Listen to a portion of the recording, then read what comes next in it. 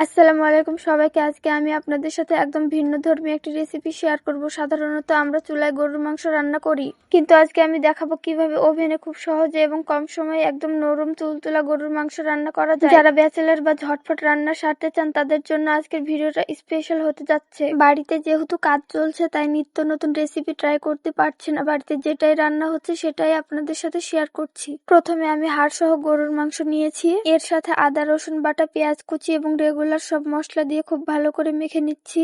ওভেনে রান্নার ক্ষেত্রে মেরিনেটটা খুব জরুরি, এতে মশলাটা মাংসের ভেতরে পর্যন্ত ভালো করে ঢোকে। আপনারা চাইলে এখানে সামান্য টক দই বা ভিনেগার দিতে পারেন, আমি দিই নাই। এরপরে মেরিনেট করে রাখা মাংসের পাত্রটাকে ওভেনে জ্বালিয়ে বসিয়ে দেব। রান্নার মাঝপথে একবার করে নেড়ে নিয়েছি।